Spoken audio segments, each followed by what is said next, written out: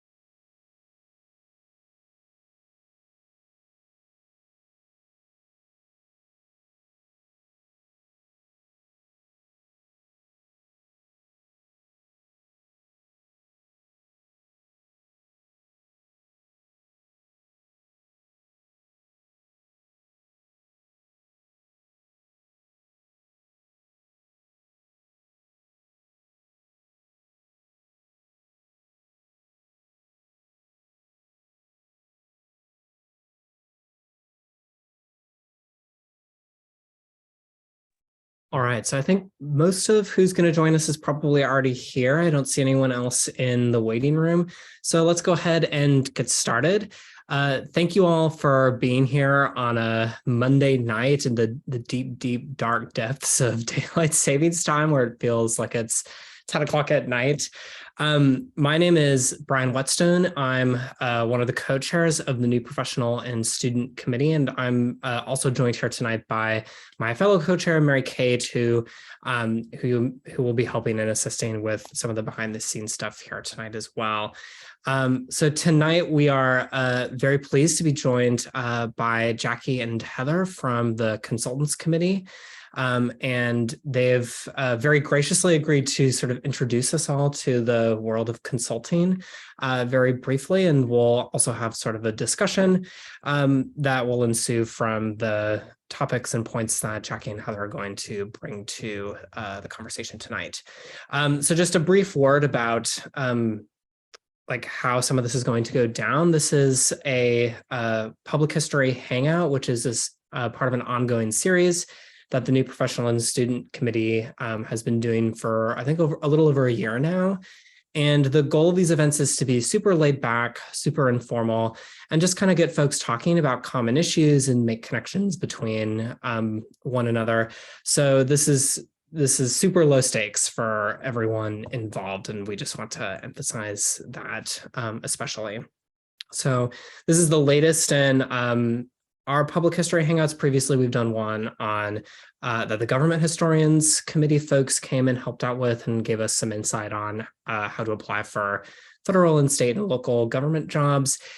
We have one in the works right now that's going to kind of be a how-to workshop for publishing something on the History at Work blog. So if you as a new professional or student have a topic or issue you would like to see brought up in one of these public history hangouts, please reach out to myself or Mary Kate or the New Professional and Student Committee, and we would be happy to try and facilitate one of these. And I'll put my email and stuff in the chat after I get done talking here. So that's the basic gist of what this is going to be. So I think for the next bit of our time tonight, I'm going to turn things over to Jackie and Heather and let them introduce themselves and kind of get the ball rolling here.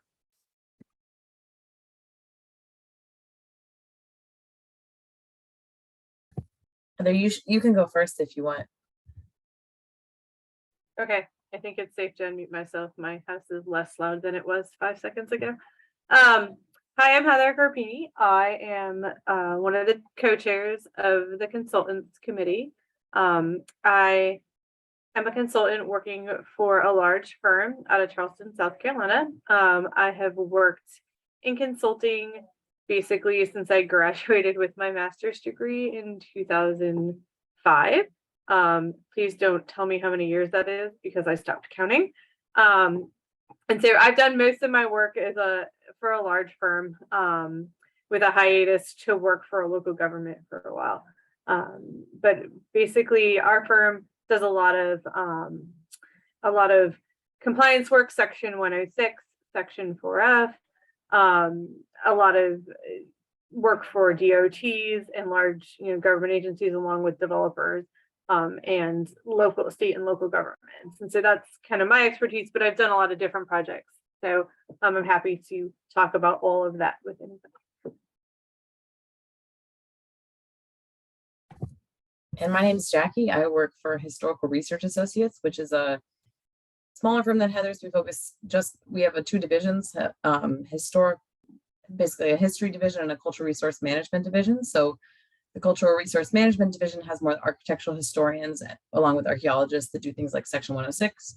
I'm in the history division. My background, I have a PhD in environmental history. And so I do a lot of stuff for the National Park Service specifically. That's kind of my specialty, like administrative history, special history studies, some interpretive stuff. I also do a lot we do a lot of litigation type research and reports and expert witness stuff. So that's environmental litigation, are like contaminated sites are things that I do a lot for. My colleagues do other things with tribal rights litigation, water rights litigation, things like that. What else do? We do interpretive work, government histories, litigation. That's pretty much what we do. We're about, including all our archaeologists and architectural historians, we have, I think, like 50 people. So we're pretty big for like a historian only consulting firm, but not a huge company in terms of how companies go. My background, I have a PhD in environmental history, and I worked for the Park Service seasonally for a long time, and then also for environmental policy organizations. So that's kind of how I went the non-academic path and ended up in this sort of consulting. And yeah, I'm happy to, I'll stop there. But I live in Albany, New York too. I should say that. And happy to talk about anything.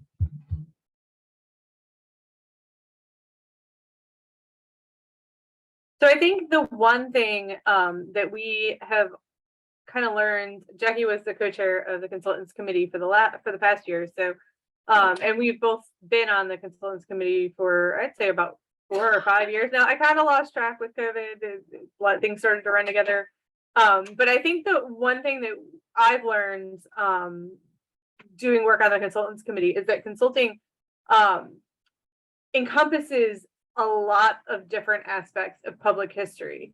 And so if you are, if you have an interest in public history, there is a good chance that you can either find work doing what you're doing or make work doing what you want to do. And so my Section 106 is not my favorite part of my job. I really like doing some of the other things that I do, but it does, it does bring in work. It does bring in money so that we have the resources to do some of the other projects, some of the preservation planning. We get hired by a lot of local governments to write preservation plans or come up with design guidelines for local historic districts. And so in order to kind of get some of those fun projects, you have to do some of the grunt work, at least in the way that I've worked, the way that our company functions. But at the same time,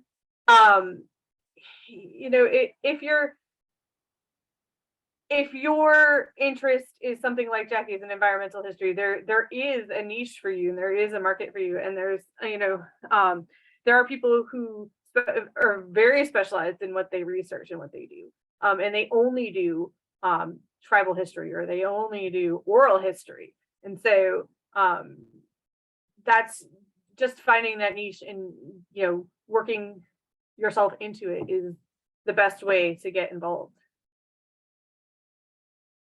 And I'll just add to what you said, Heather, too, that like finding that niche is also could be, it doesn't have to be all or nothing. Like a lot of people do consulting on the side, and that's like you can do it full time, or you can do it on the side. You can do it for a company as a solo. There's so many different ways to do it. And one of the things I wish we had another colleague who was going to join us, and then something came up, Morgan Young, and she's actually done both. worked for herself. She had her own independent consulting agency or consulting business for a while, and now she works for HRA. But she has a she does a lot of different things. She's worn a lot of hats. But one of her specialties is actually interpretation. And so she does a lot of consulting for museums and writing kind of interpretations and redesigning museums and coming up with different interpretations and different like public information components for things like that. And that's a really good specialty if museum work is something you're interested in, but you don't necessarily want to work for a museum. You can kind of work yourself in that way.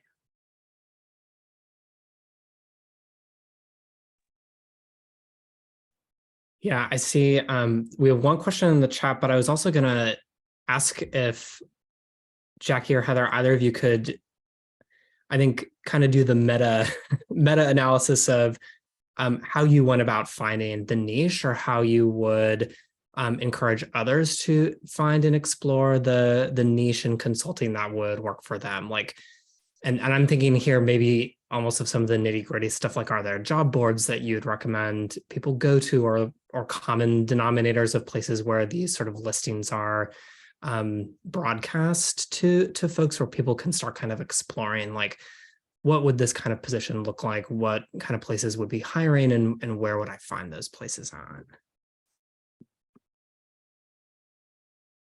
I'll say first and then Heather, you jump in. But so I don't know of any one common job board. I think one role actually the NCPH Consultants Committee functions as, like, if you look at past members of the NCPH Consultants Committee and see who they have worked for, it's a pretty good smattering of who the businesses are that exist out there, because there aren't that many and that are just history focused. And yours, Heather, is larger than just history, right? Like you guys have, so there's engineering firms and bigger. Yeah, so there's basically a couple of levels. So like Jackie's firm is they're basically historical consulting, whether it's compliance work, Section 106 cultural resources, or history, but that's all that they do. They don't do any other specialty. My company, our cultural resources department is actually fairly small.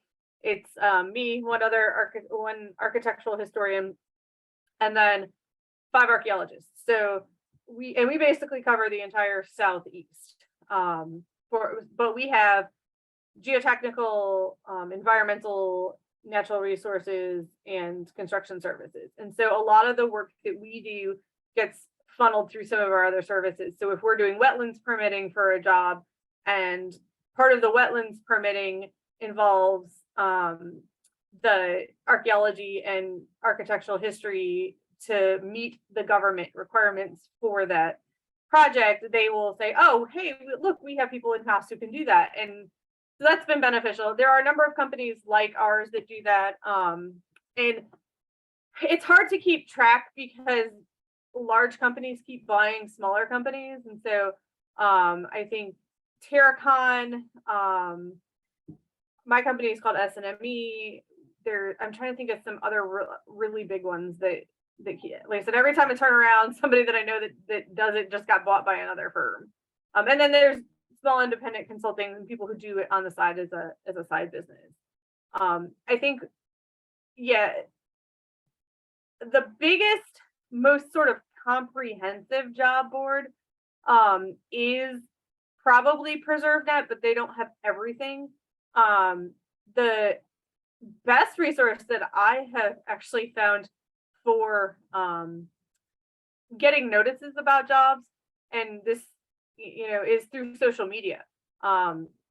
If you are on Facebook, there is a historic preservation professionals group on Facebook, and they post jobs all the time. And some of them are consulting jobs, some of them are government jobs, some of them are RFPs for work that if it's something that you are interested in, that you could bid on as an independent historian and go after those projects. And that's a good way to kind of get started in the consulting business, is find a project that really fits your interest. So if your interest happens to be we'll go with something that I've worked on a lot.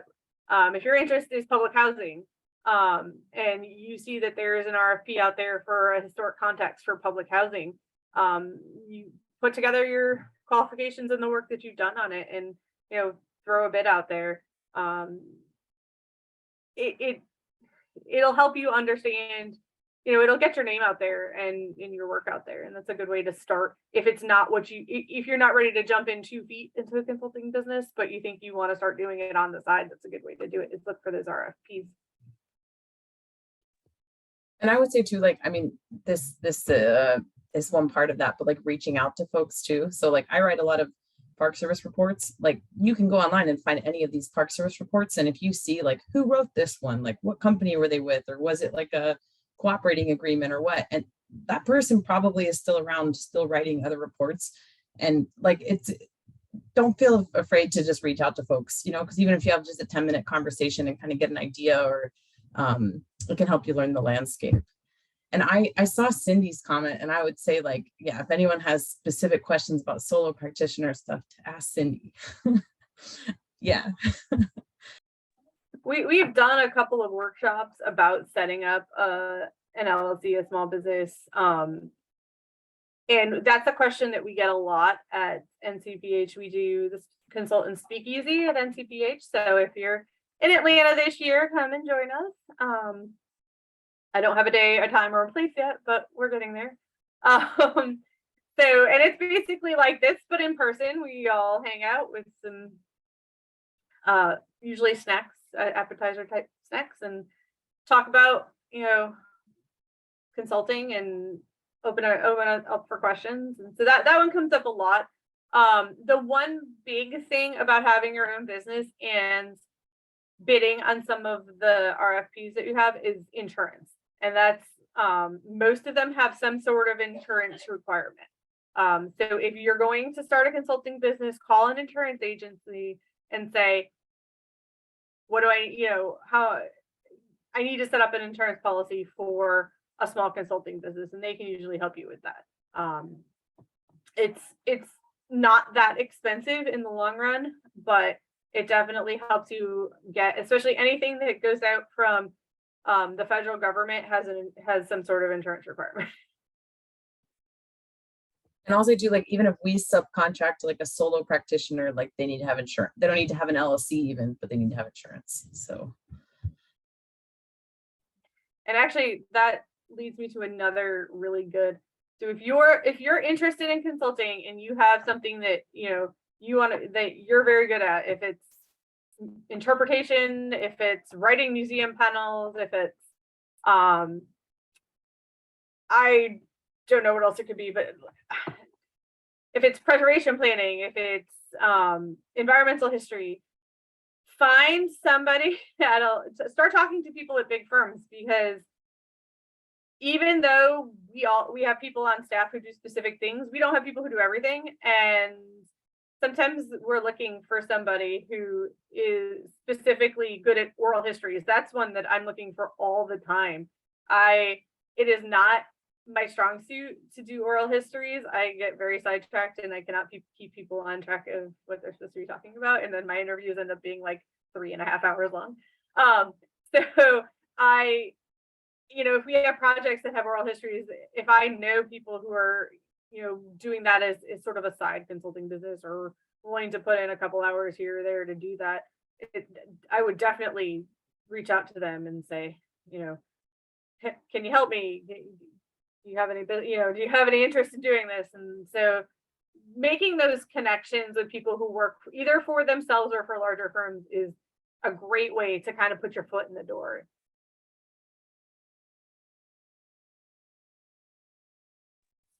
No, that's great. And I just want to draw folks' attention to Megan's comment in the chat too, that particularly if you're looking for Park Service consulting work, various groups like NCPH and the Organization of American Historians, the OAH, have agreements with the NPS to contract with researchers for things like administrative histories and stuff like that. And in fact, a call very recently went out for, I think it was the Coltsville National Park, which is one of the more recent national park units that needs like an interpretation study done. And I think that deadline passed actually just a week ago. But so that's a good point too, Megan, as well. And Yolanda asked a question that I think is excellent in the chat, which is, what are the guidelines on how to price consulting work, especially when submitting a proposal? And this is also a question I have.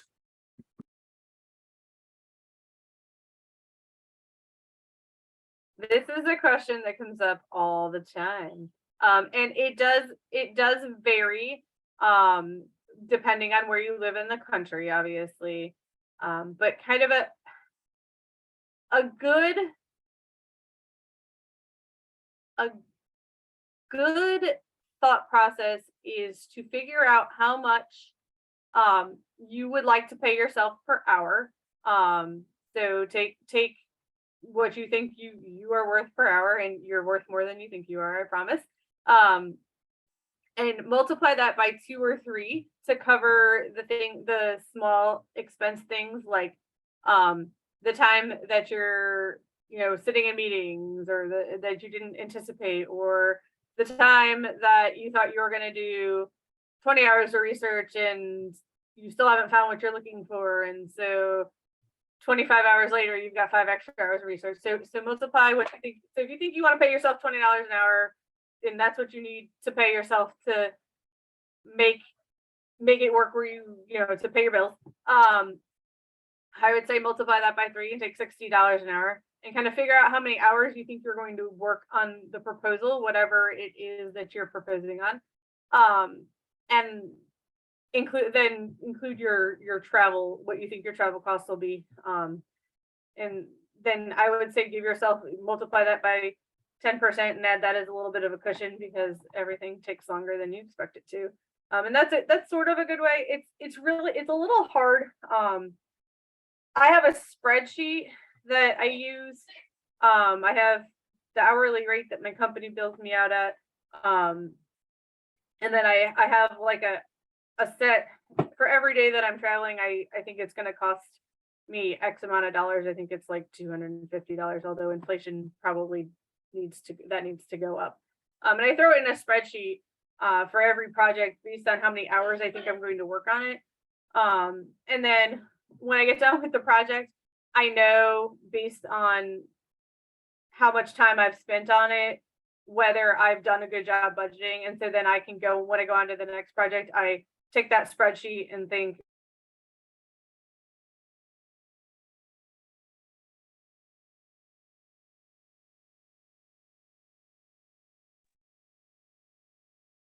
Heather, I think you're frozen. It is a cliffhanger. That's a bummer. I get to hop in until she unfreezes, and then she can continue. That totally, like, learning from your past projects, always a good thing. I think another good way to think about when you're and her point about, like, just, you're worth more than you think. Don't undervalue yourself. Don't charge rates that, like, you're barely going to be scraping, like, we should be making a living as professionals. Okay, she'll come back. And then I think the other thing, a lot of times, like, we have budget templates and split it all up by task and then by staff member, and like spreadsheets are great anytime you're doing anything with money, if you're trying to think through it in that way, if you want to use it like that. Sometimes too, we do everything by hours, and I work for a company, so I need to do it by hours like that. Like, I have to bill my time and everything.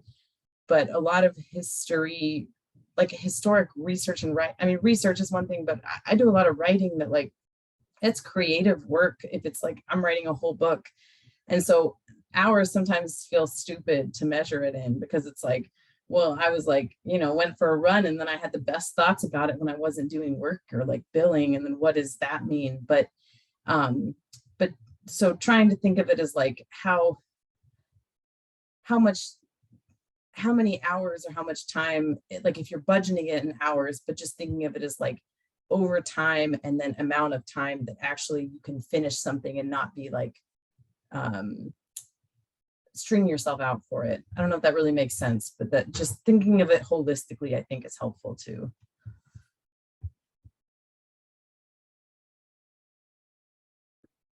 Yeah, I think I think one of the first things I did was just like download a app that can track your hours and just like see, how much time am I actually spending on these things. Yeah. And I see Hillary saying that in the chat too, right? That's where she also gets caught up and can't quite figure out how long it takes to do certain things. And trying to track has been maybe one of the more difficult elements of this.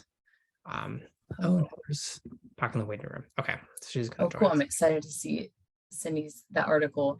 And I was gonna say too, some RFPs say like a ballpark of how much they're gonna pay you, which doesn't necessarily mean that's like a reasonable price. Sometimes it's like, that's just like way too low. But you could try to use that as like a starting point to then think like how, if I divide that by this, if I'm paying myself this much, then what'll that turn into? Like as a way to just ballpark it yourself. Welcome back, Heather.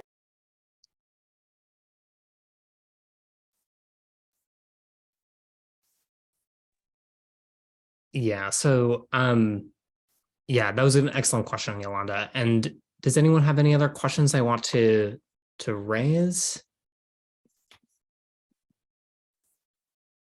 Either, and you can unmute and ask, or you're welcome to throw it in the chat too.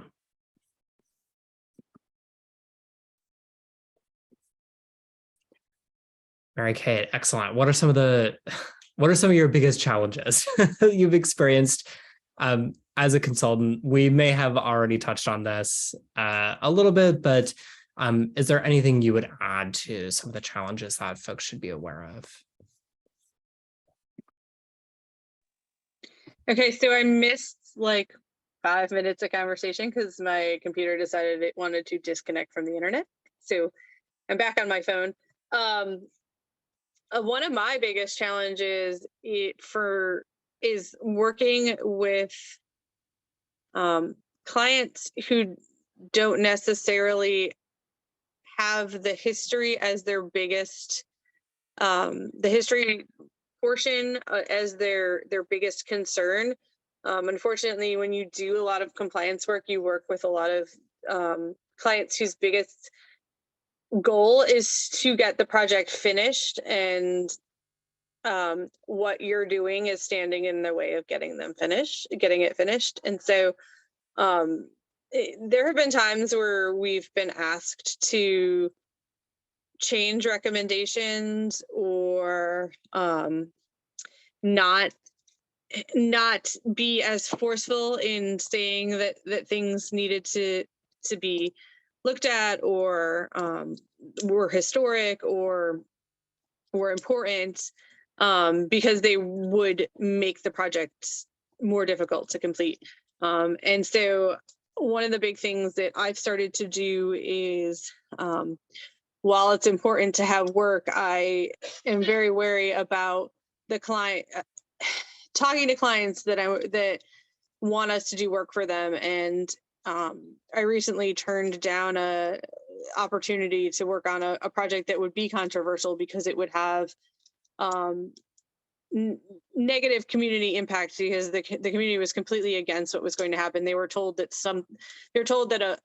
when the developer bought this piece of property, that the significant structure that was on it and the significant history of the property would be preserved. And then 2 years later, a different developer had bought the property, and they were looking to move a historic chapel building that was important to an underrepresented community. And I just wanted nothing to do with that because it didn't really meet my values, and it didn't meet the what the project was sold as originally to this community. And so I think sometimes it's difficult to keep your own values and kind of goals in mind while still working with clients who have different goals.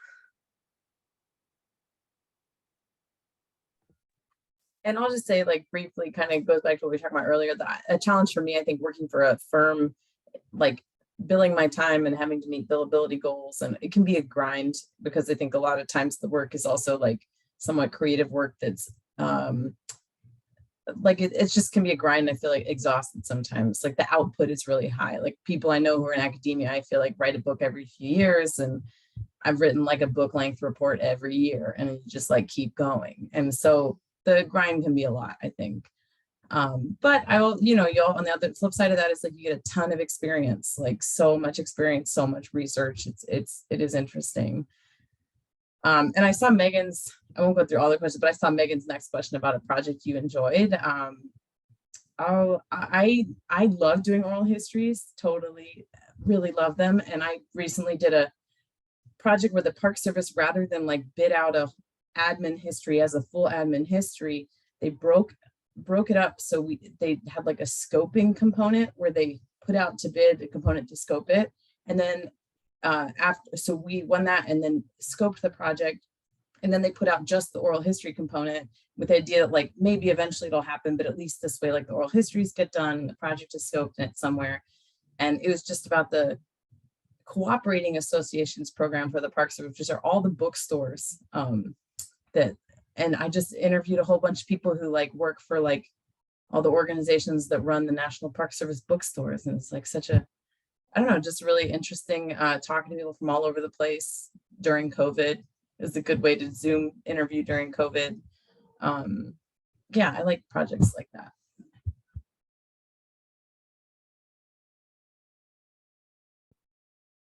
Can I ask a question? Oh, yeah, sure. I'd love to know how you have dealt with this scenario where you're working with or collaborating with a team, partner, organization, what have you.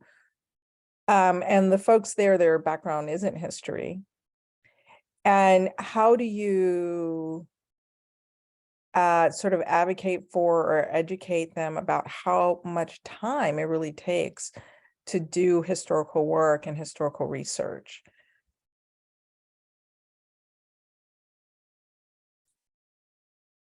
Or has that come up for you? Do you have a scenario where that's come up? I'll give an example, and then I think Heather probably has different types. I'm thinking with attorneys, like we do a lot of stuff with attorneys, and where I think like it's not like a government mandated, it's not like Section 106 where they're like legally obligated. Like they only come to us if they need historians to do something. And so it's sort of like, first they need to know that historians can bring something to it. So it kind of, I'm not sure if it's like the same order as what your question is in, but one thing that we realize a lot when we're talking to them is like a way to show that whether they're receptive to, usually if we're talking to them, they're already somewhat receptive to like historians have worth and this is how much time it's going to take, but is digging things up. Like it's amazing when, like, even if it's just the very beginning and we're kind of scoping it and we're showing them like, oh, we can probably find this, this, and this, we already found this. And they're like, we've been looking for like 5 years and we've never found that. And just showing that we have skills because yeah, research skills, accumulating a bunch of data and being able to give it to them. So I guess that's what I'd say is like showing your worth in actions is that way is one way we've found that to be effective.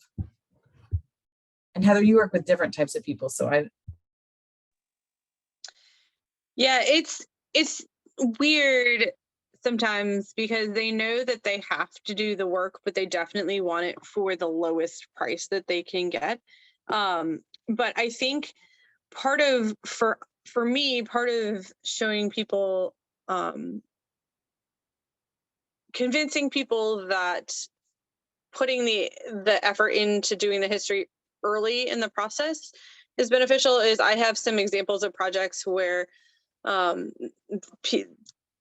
clients have put in sort of minimal, done projects at a minimal fee or for a minimal price in the beginning, and then ended up in the long run having to do much more work, either redo work or do more work than would have been required if they had done it right the first time. And so, but we do definitely, I find for us, we have a hard time convincing some people that, you know, spending a couple $1,000s on getting their compliance work done ahead of time is going to be beneficial. But the one thing I like to tell them is that this $10,000 study that you're going to do to be able to get your permits is only a drop in the bucket in terms of the millions of dollars you're about to spend on construction material for this project. And you wouldn't skimp on making sure that you had the correct, I don't know, the concrete for your project, or else it's going to, if you don't do your correct mix of concrete, it's going to crack and your building is going to fall down. So you don't necessarily want to skimp on this either, or else you're never going to get your permits. And because we have examples of projects that have been stopped in the middle because they've skimped on kind of their permitting in the beginning. So, but it is hard to convince people that historians are important and that we're worth the amount of time that we put into a project. One of the things that we started out doing, right, 2020 was supposed to be our first kind of big meeting on it, and we had a virtual meeting, but we've kind of stalled a little bit on getting some of the stuff together in sort of recognizable format for distribution, is a best practices manual. And that's one of the things that we talked about a lot, was knowing being able to demonstrate your worth to clients. And it's a problem for everybody. And it's something that I think as consultants, we need to kind of help each other with. So if consultants are consistently underbidding each other, so if there's a firm that can do or will be willing to do the work for half of what I would charge, then a lot of clients are going to go with the lower price work. And so every time somebody undervalues their work and does a project for a smaller fee than it's really going to take, it actually hurts all of us in the long run. And so we don't know how to fix that, but we're working on it.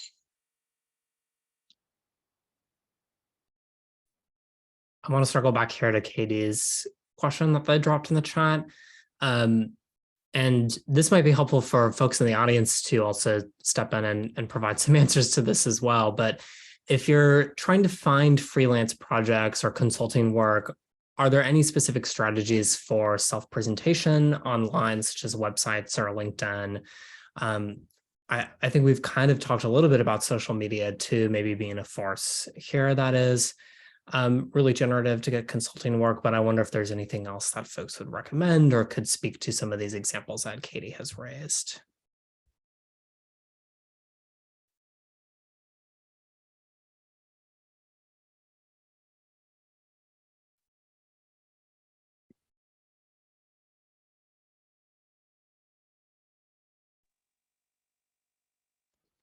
I know a lot of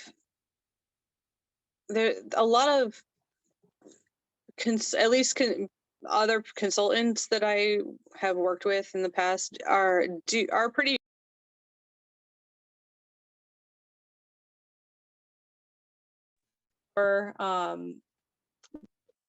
at least having a presence on LinkedIn and connecting with people in the community is a great way to get yourself, get your presence out there.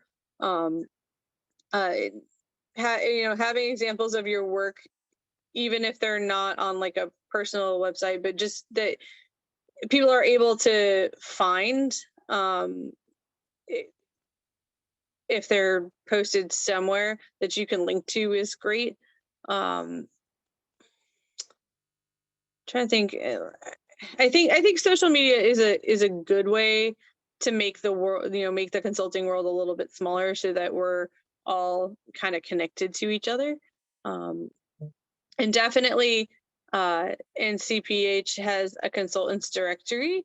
The format is not 100% user friendly yet, but again, that's one of the projects that the consultants committee is working on, is to kind of make it a little bit more user friendly, but definitely connect with people through there.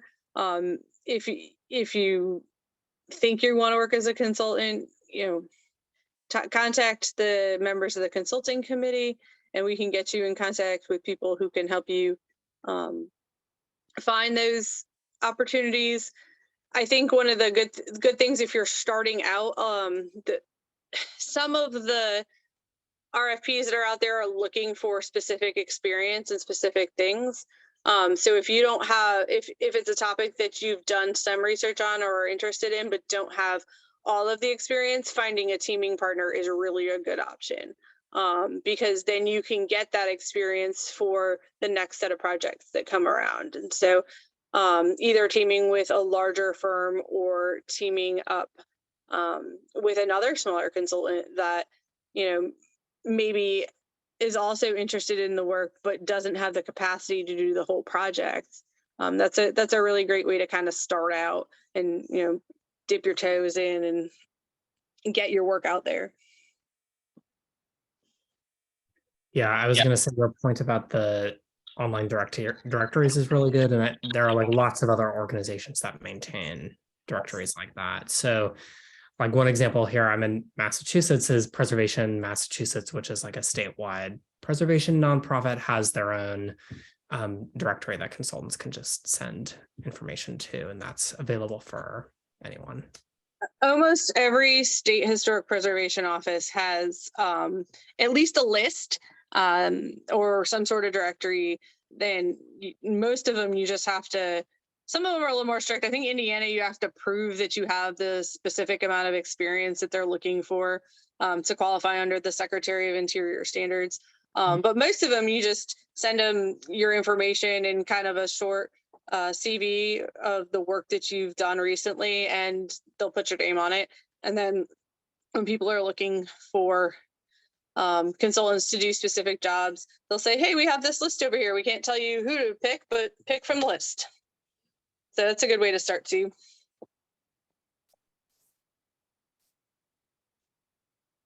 Was someone else going to hop in on this question? I feel like I maybe cut someone off.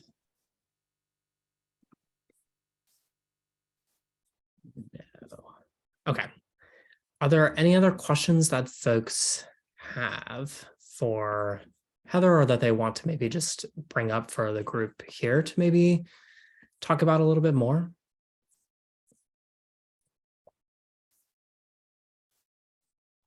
I was wondering if you could just speak a little bit more to like your first consultant job, because I feel like once you do it, it seems like it's kind of like a rolling effect. But just like that initial foray kind of into it. I may not be the best person to ask because I've actually fell into my job. Like I went to grad school, or I went to college. I had zero idea what I wanted to do, but I knew I didn't want to be a teacher. So I didn't even think I was going to get a history degree, and I accidentally stumbled into a professor who taught public history. And then found out that there was this whole realm of things that you could do with a history degree that did not involve teaching.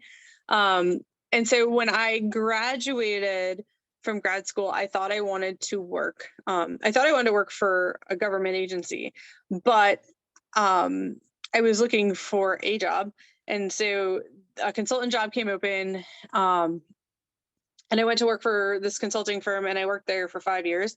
Left to go to a government job and decided that I really don't like working for a local government because it's a lot of pressure, and it may be great for somebody else, but it was really very political, and it was stressing me out beyond belief because the public was coming into City Hall and like yelling at me if they didn't like the way the preservation of the city was going.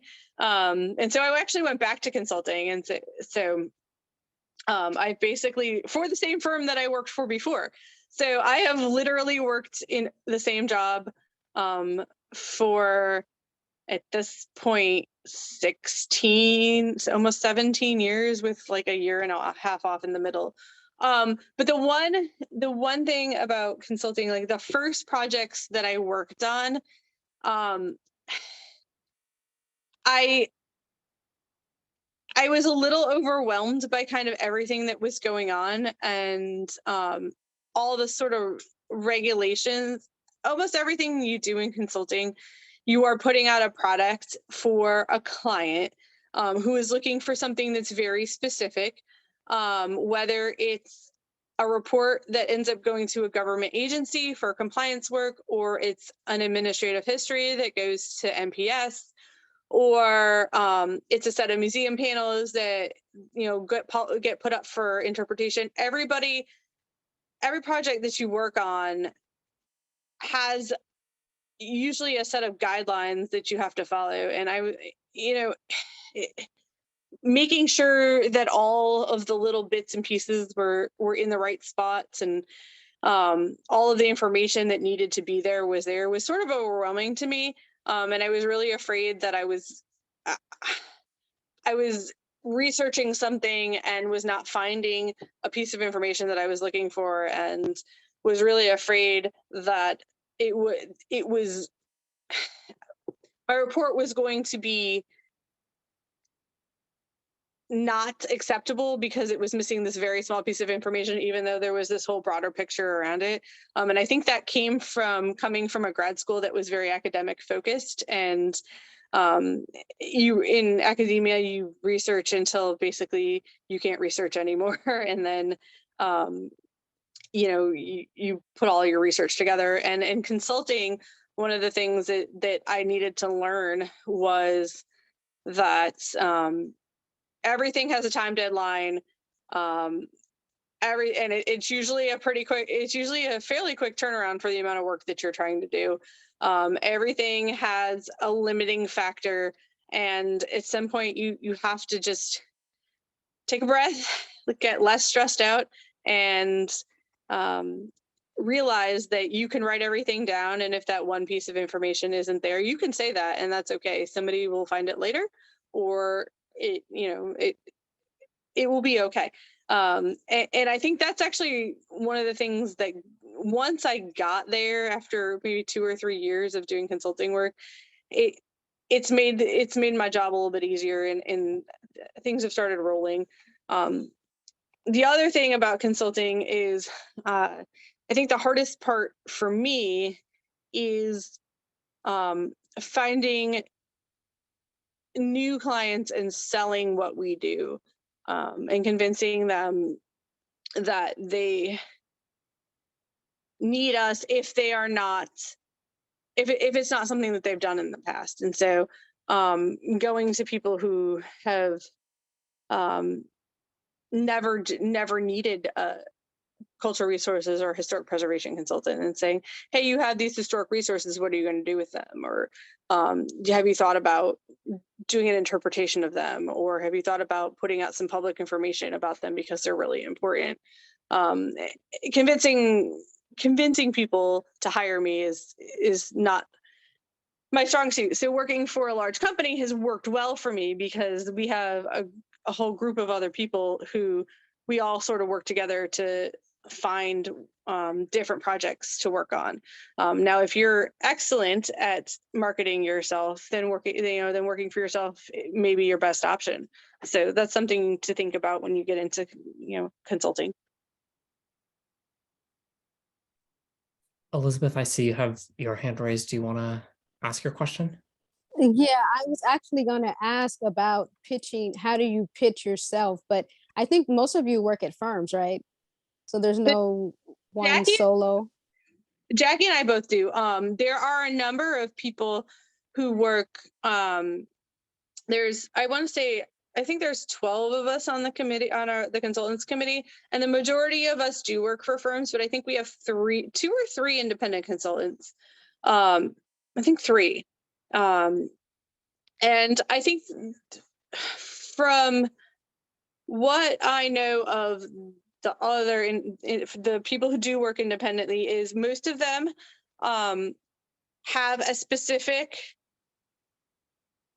whether it's a geographical area that they are very familiar with, that they get a lot of work in, or a subject matter that they are very, very specifically involved in. And then most of them have pretty good working relationships with some like state and local government entities. That's really helpful because we do end up, because the way the grant process works, a lot of the grant funded projects come down through the state agency to the local governments. So if you have the good contacts with local governments, that's really helpful. And then the other big thing is, like I said, forming those loose partnerships and teaming relationships with other small consulting historians or with larger firms who could use your area of expertise.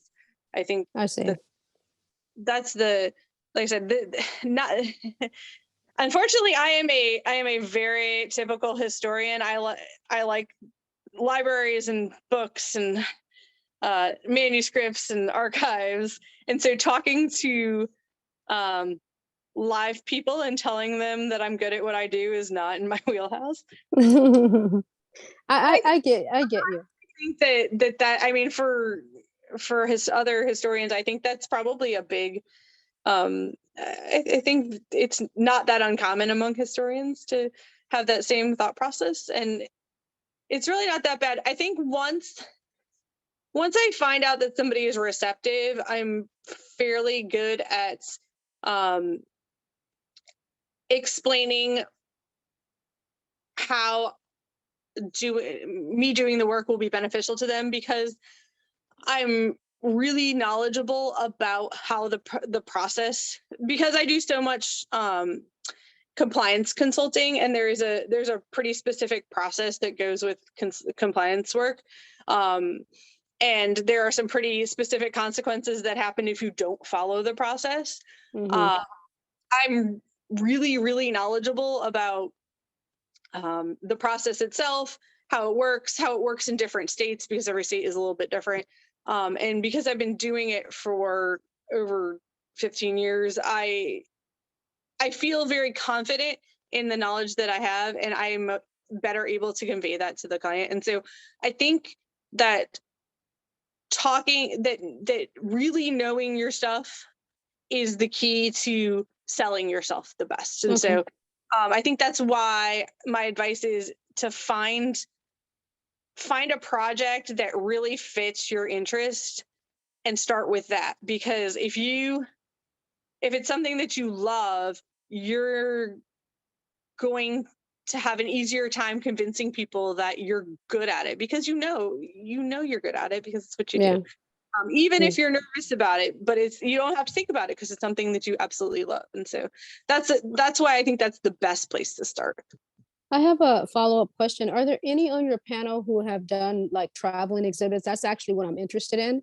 And I have a couple ideas. I am a avid museum goer, but and I have, my background is history. So I kind of go in and get a little bored, and I see ways that they could change it up and make it more contemporary, or even because I work at a college, I'm looking to do an exhibit for Black History Month, actually, this with the art director at my school. But I'm looking to take these exhibits and these ideas on the road. But what does that entail if there's all kind of guidelines and things of that nature? So I'm wondering, is there anyone in your organization or in your group that would have some advice on how to go about doing that? I am thinking that Morgan Young is probably your best place to start. She should have, hold on. I'm sorry, I'm trying to do this on my phone now because my computer decided it was going to disconnect for me. I'm trying to, I've got her, she sent me a text earlier. She was supposed to be here and couldn't quite make it because something came up, but she did say to share her email address, because she is always willing to talk. Yeah, I'm going to drop it in the chat right now. Awesome. Thanks, Brian. I was trying to put it in the chat and talk at the same time, and that is, again, beyond my... I'll say, yeah, listen, I've done a few with Morgan, not where we have coordinated the traveling, but where like we have come in to help a university make an exhibit that then they want to go to, like, Oh, we want to put it in the hospital campus. Now we want to put it at the school camp, you know, and move it. And so we worked with the designer to make an exhibit that was like travelable. But Morgan, she has more expertise than I do, so you should just go straight to her. But I think Okay. she should give you some good advice. I appreciate that. I really do. And I was gonna say, just to add to Heather's point earlier, that I think, like so many things in life, once you get flowing, like stuff starts coming to you, because then people know that you wrote this thing, and then they're like, oh, can you write this? Or then they tell you, like, oh, we just put an RFP. Because I remember getting started and being like, how do people know? Like, I mean, you can go to like Fed Biz Ops and see where all the RFPs come out, the federal stuff, but it's like, how do you like get your foot in on things like that? But it's like, once you've done a lot, you end up getting more. And I think Heather's point about like working with other historians to start is a really good way to get experience at the beginning and get your foot in. Yeah, it is a lot of like momentum once you start doing, especially if you have a niche and a specialty. Once you start doing it, people will come to you. There's always, like, for instance, like architectural photographers. If you happen to know somebody who's an architectural photographer, they are in pretty high demand because they are hard to find. And so, you know, once you have a project under your belt with an architectural photographer, you usually keep going back to the same one because you know that they can do the work. I get a lot of calls and questions about public housing projects because I've worked on a number of projects that involved public housing. And so a lot of times when those RFPs come out, they'll send them, I'll get them from agents, local governments and agencies, because they'll look at some of the reports that are out there that have been written on that topic, and they'll see who wrote them, and they'll say, hey, do you want to bid on this? And so it's all about momentum. I think momentum is maybe a excellent note for us to kind of end on and kind of carry us out into wherever everyone is headed after this meeting. So I want to again thank Jackie and Heather for taking the time this evening to share some of their experiences and insights into consulting, and kind of get us all thinking about some of these topics and where to maybe start if this is something that folks are interested in doing.